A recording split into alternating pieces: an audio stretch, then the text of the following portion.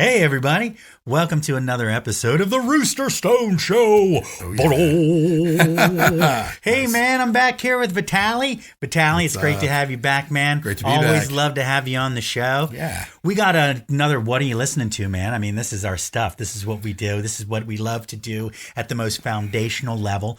What kind of stuff are we grooving on, man? What's spinning in our Spotify playlist, Apple playlist? And really, we want to know what you're spinning, too, out there in internet land. Because I don't know about you, but I get a ton of feedback about this show, and people are telling me great stuff, and I'm even using some of it on the show sometimes. So I really appreciate when you do that. So don't stop doing that. Take to Facebook, take to Instagram, take to YouTube, comment where you can. Let us know what you're listening to. But I feel like, no reason to keep them waiting. What do you think, Mike? Let's dive in. Let's get into it, man. I'm excited for these lists. Me too. This is a good list. Yeah. I'm super stoked about this one. So get us started with your first song, dude. Okay, the first song I have, I'd be surprised how many people how many people would know this at all or not. But the song is called Waggledy. It's by an Irish band called Keela. And this is an album, Raise the Road. And they did this album in conjunction with the Paul Frost Brass Group. It's released in 2025. So brand new music. Yeah, I do listen to newer stuff too. Yeah. So Keela is an Irish band that's been around for decades, for a long time. And they're a world music jam band that they shine especially bright for the live shows. Mm-hmm. And they're lovely humans as well. Oh. I got to hear... Oh, go ahead. Yeah, no. Oh, yeah. You want to say that you know these people personally. It's wonderful. I do. They're friends. Yeah. They're good. But... It's awesome. Even if I did know them, I'd be plugging the music because the music's really good. It is great. Yeah. So I got to hear this particular song live with the horn section in January 2024 when I was visiting Dublin during the Trad Fest that they have there in January. It's awesome. And that's totally worth going to if you have a chance to go. I picked this song because of the grooving, the obvious Irish influences in both instrumentation and melodic content, but also in how they meld the traditional Irish influences with other styles and music. In this case, a New Orleans mambo and funk influenced horn band. Yeah. Excellent musicians all around in both soloing and the ensemble play, but the music also keeps you moving while being whimsical and fun. Yeah. I actually had a different track from a different album in mind when wanting to include Keela in this round of the podcast. Sure. But having picked this one and listening to it again and revisiting it, this is definitely the right call. So you got to give this one a listen. Yeah, dude, I absolutely loved this song. Just the bass line, the pipes, it's like Celtic jazz, rock, funk fusion. Every time you think you had your finger on the pulse of what was going on, it felt like it morphed into something else. Yeah. This song is amazing. I absolutely loved this song. Yeah. The whole album, their whole catalog is like that. It's really good. And just the technical ability to play that tight. I blown away. Yeah. Really a good song. Yeah, definitely. What do you got? So for my first song, now for something completely different. I chose the song "Hot in the City" from Billy Idol's self-titled album in 1982. When I was a little kid, I had a friend, Jason Stewart. Dude, hope he's doing well wherever he's at. And he had this album on tape. He had all the good music when I was young, man. And this groovy little one-speaker boombox. We would rock and roll at his house, listening to good tunes and playing with Star Wars toys, talking about girls. Kindred spirits we were even then. I always dug Billy Idol, man, even when I was young. And my admiration for his music hasn't lessened with age. I just like his stuff. I think I actually like it even more now. He has so many really great tunes, but I chose this little favorite from his first album because I was feeling it this week, man. I was just really I needed something uplifting, something to get me kind of popping. Dude, Generation X forever, yo. Woo, Billy Idol. Nice. Dude. Big Gen X fan here. Yeah. And Billy Idol fan. I had the Generation X. I had Generation X on cassette. So me too. When you said the cassette. I had a t-shirt too way back when. Yeah. Nice. It was hard to find. Yeah. I liked this song when it first came out because it was a totally different feel and different sound from his other hits that had been on, the White Weddings and the Rebel Yells. And to me, it really sounds like a cover song of like a pop song from like 60s, 70s music. It has that. Like it should be with like Moni Moni. Yes. Yeah, exactly. Totally. Yeah. I don't know if you. This song actually follows White Wedding on the album. Yes. Which is like, it's like, that. Talk about again, and now for something completely different. It's like, wow. It's like, what a switch. He's still sounding good, by the way. I don't know if you, I think he just released something within the last couple of years with Avril Lavigne actually guests on it at one of the songs. He has a very like distinct voice. You know who I always felt he sounded like, and it's probably the reason I love him so much. He sounds like Jim Morrison. He's got that same sort of like bassy, boomy, baritone thing going on. So, the stuff he sings isn't super like challenging to sing. I mean, it's good, but it's not like super challenging. So, why not? Why can't he keep doing it when he's, 65 years old? Yeah, exactly. But I mean, I love this song. I'm glad you like it too. Yeah. Well, and then you got to have the Steve Stevens guitar moment in the middle there, which is great. Exactly. Yeah, dude. Oh yeah. Every song. Yeah, it's great. So, all right. What do you got for number 2? I have to look. You derailed me there with me. I'm so sorry. Yeah, that's okay. Billy Idol will do that to you. Yes. So, speaking of cover songs, this one is a cover. So the song is Gypsies, Tramps, and Thieves by Randy Hoaxter. I think that's the pronunciation from the album Fromage from 2019. So it's also not that long. So long cheesy. Ago. Yeah. Oh, Dave Bird. Talk about cheesy. I'm the cheesy one here. Nice. So this song was originally written by Bob Stone or was written by Bob Stone, originally released in 1971 by Cher, of all things. So this is an instrumental jazz version. Randy Hoaxter's a sax player. Wow. And so it goes through a few different feels and time signatures and styles, and including a section where I think it goes into 5/4 or 5/4 feel, where I have a little bit of the Dave Brubeck's Take 5, just a little bit of a hint of the melody kind of going, or part of the melody in there. We just celebrated Dave Brubeck Day, didn't we? May 4th. Exactly. Yes. But it's always in the styles and everything, it always has a feeling of sort of propelling forward. Yeah. Again, in this one, there's really high quality musicians playing on this recording, both in soloists and in the ensemble. The piano and sax solos in the middle of the song are really good. Love the piano, and it's great. But what really gets me is the outro groove and that sax solo over it. They stand top of the mountain. That stands at the top of the mountain for me. Killer arrangement. I just keep coming back to this song. Dude, I really felt exactly the same things you just said. So, I mean, it is your song, so you don't really steal my thunder. But that was literally exactly what I was going to say. This is the kind of jazz that I like to hear when I go to a club to hear jazz. It's upbeat, it's intense. But man, you're right, dude. That ending, oh man, it's just making me tear up just thinking about it. And man, I love good sax, and this is really good sax. Yeah. Cool. Well, but speaking of jazz, where's the drummer? Yeah. No, this is it really is such a good song. Yeah. And it really did kind of capture you like early on. And dude, hooray for 2 instrumentals to get us going this time. Yeah. Loving that. Oh my gosh. Yeah. Loving that. Yeah. So I mean, dude, Mike's hitting us up with the instrumentals here, and that's great. Yeah. So so for my second song, are you going to go completely different again? That's what I do. Okay. I mean, I'm the guy that does the gear shifting, apparently. So I'm going to go with the song Lua, which is a Bright Eyes song from their I'm Wide Awake, It's Morning album, 2005. This album got into me 20 years ago. And periodically it makes its way back in my rotation. Conor Oberst is an acquired taste, but this album is raw and beautiful. This song is perhaps the most of both on the album. It's just him and his guitar.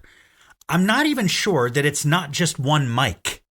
I mean, when you listen to it, I mean, it might just be one mic, but with this song, it's the story. That's the part that matters, and his broken voice, and the honesty, and the melancholy, and all the things that make this life sort of joyfully tragic. They're all in this, man. It's like baked into the cake. If you're ever in your Sunday morning feels, because I always call this type of song a Sunday morning song, try this album on for size, like the whole album.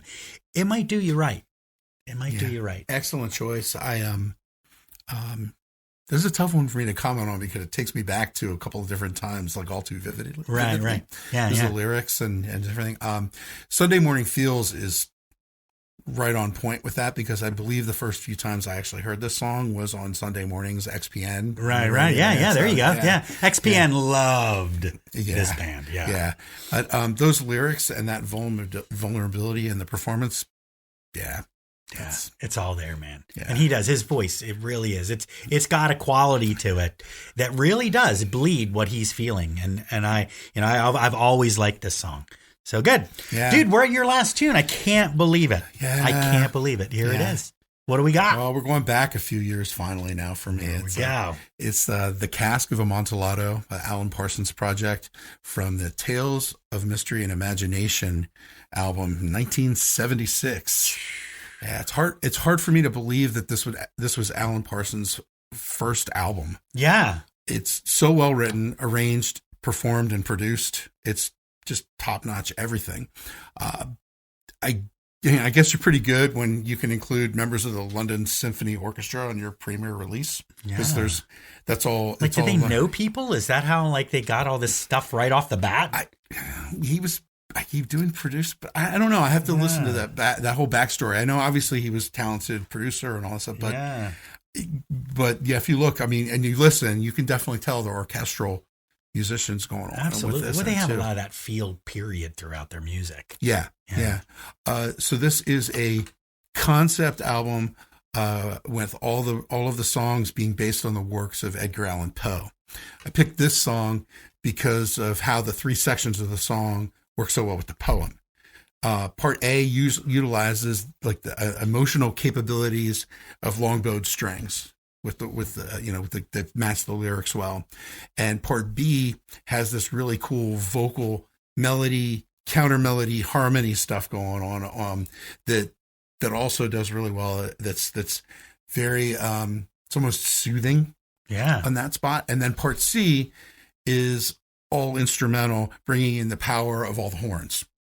So those trombones, love it, dude. Love it. Then when the trumpet and French horn melody comes in the second time through that section, through the C section, when it comes back around, it makes me purse my lips, nod my head, and go, yeah. This album was a big influence on the emerging prog rock scene too, and you can hear it in these songs because it was well crafted, not complicated, but more than just a typical pop structure in the songs. And you can, when you start to listen to some of the stuff that's coming in later on with incorporating orchestras and everything, this was a big part of all that stuff. Yeah. That's great. This is such a great song too. And I almost picked an APP song. There's just no other band like them. I think there's really just nothing else to say but that. There really isn't. There's no other band quite like them. And, it's really funny that when I saw this on the list, because I seriously almost had one on this list. Were you going to pick something later? Yeah, I was going to pick something later. I'm not going to tell you what it is because I'm going to choose it at another point. But I want to know. Yeah, I'm not telling you either, man. I get to keep my secrets. We'll sweat it out of you. That's right. Yeah, tell us about the good job. Raj. Yeah, I'll play a bass solo. And you got to do it on a keyboard there, like Seinfeld. Yeah. So for my last song, I chose "God Only Knows" from the Beach Boys. Pet Sounds, 1966. From the moment this song begins, it grabs me. That's sort of, it's got that carnival sound of the late 60s. And you know what I mean. That everything sort of had this sort of grand feeling, like that era, 66, 67, 68. It had already started to kind of lose some of its momentum after that. But, this song says something vital about love, something vulnerable. lyrically, it's really straightforward and simple. I mean, it's a Beach Boys song, but it's got all the elements of a good Beach Boys song, yet at the same time, it's an elevation of everything that came before it. Musically, it is much more mature, if that's even the word I'm looking for here, because I'm not sure it is. I often wonder what some of these guys from this era would have written if the record companies wouldn't have been standing on their necks, demanding the next 3-minute radio hit. Well, Brian Wilson gave them a doozy with this one. This is one of the greatest songs of all time, ever, in any genre. Fight me. I'm not fighting with you. I agree with you. It's one of the best all time. Yeah. It really shows the genius of Brian Wilson's songwriting and arranging. And not to mention the performances. Oh, it was really good. But yeah, if you aren't familiar with this one or haven't listened to it for a while, go listen to it right now.